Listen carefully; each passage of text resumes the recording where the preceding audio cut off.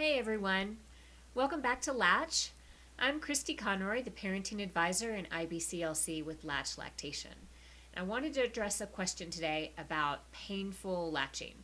I get this question all the time. Christy, every time I latch my baby it hurts, or for the first 3 weeks with my first baby it hurt. How do I keep the second one from hurting? And you just read a lot about pain in breastfeeding, and I just wanted to do a quick explanation on how to avoid that. Pain in lactation is wrong.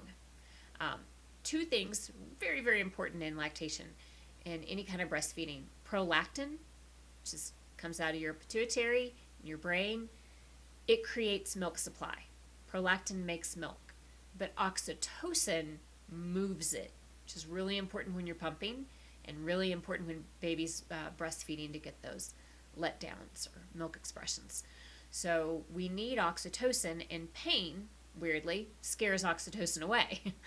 We need to feel comfortable as best we can for oxytocin to flow. And I'll talk more about that in a later video. But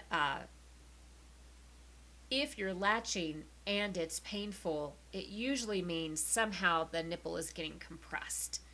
And I'm going to use my little squishy breast here for a second. But if this nipple is getting compressed, A, it's going to be painful, and B, milk is not going to flow as well as it could. What we're looking for with a latch is upper lip about here, lower lip down here, and it's all the way back behind the nipple. So if you're currently latching, if you have a baby that's breastfeeding, just play with that. Grab your nipple right here at the end. It's not going to be very comfortable. And just express. It's not going to feel good. It's going to make the nipple look pinched or flat, and milk's not going to flow very well. If you go right behind it and express this way, you'll see more milk flow. So that's what we want with baby. We want them to get as far back onto this breast as we possibly can, if you can see that. And you don't have to have a big breast. You can have very little breast. You don't need all this behind you. We just need this, and we want baby to get back there behind it to get that milk to flow. So one of the errors that I see is moms have a baby. This is a 8-pound newborn sized-ish baby, and they just bring the baby in, or they have the baby on something, some kind of prop that's helping, and they kind of just go, okay, baby, take the breast, without a lot of guiding or support. And I'd like to just say stop. Take just a minute.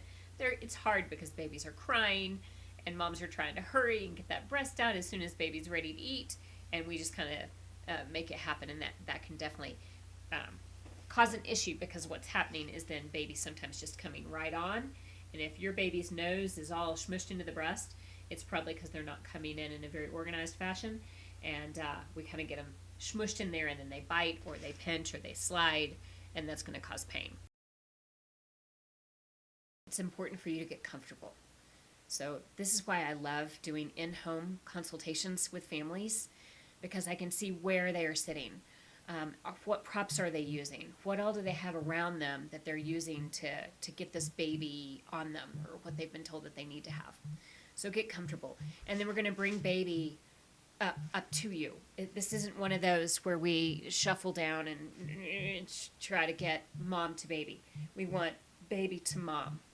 So we're going to bring baby in, and obviously this isn't going to be as helpful as having kiddo kind of fall back into that hand. So you're holding them kind of back behind the ears. You're nice and supportive, but you've got some strength here, right? And you've got some organization. And then you're going to need one of these out, obviously. And so what's going to happen is we're going to bring baby up from kind of underneath there, nipple up. So I'm not one to do this or get in here much. I just kind of want to bring that nipple up.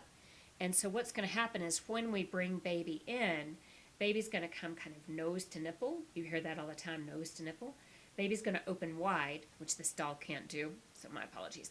But baby's going to open wide, and then when they open wide, this baby's just going to come right in. So more chin than nose. Just that beautiful asymmetrical latch. What we want is for this nipple to go up into the palate. So your palate is the roof of your mouth. If you put your thumb up in your palate, you can feel it's hopefully nice and rounded, not always. Sometimes it's really high. And if it is high, then baby's really going to need that nipple to go way up in there. And that's a reflex, at least in the first few months, to trigger sucking. So if you've got a kiddo that's getting on there and they're and being all crazy like they can't find it, it's because they want that palate pressure. They're seeking for something to push against the roof of their mouth to trigger sucking. And so you can try it with your finger if they're crazed. Put your finger or a pacifier up in the palate and get them sucking, kind of like, this is what I need you to do, kiddo. Focus. And then as they focus, bring them in. Bring them in. I like to see a baby that's cheek to breast. So we're not trying to come in from out here. We get them nice and close, and as they open and root, then we get a big, beautiful latch. Just like that. That's the goal. So if breastfeeding is painful, if you're having some issues with latch, you can ask me some questions, and I'm happy to respond to those questions and see what I can help you with. However, the best thing to do is to meet with a board-certified lactation consultant and have them sit and watch you.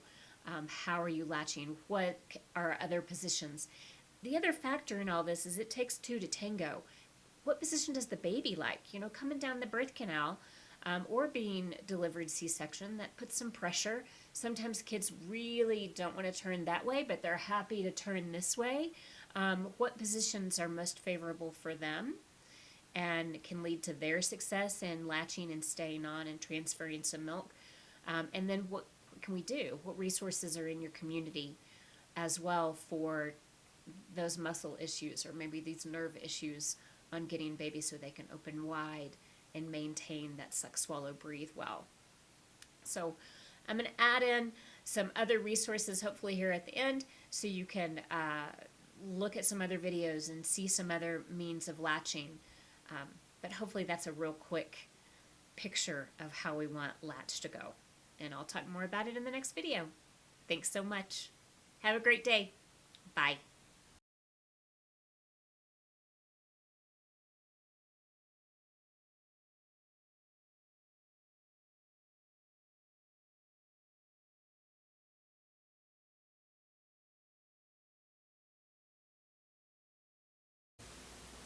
Don't forget to subscribe. Hit the button. Down there. Hit the button. Thank you.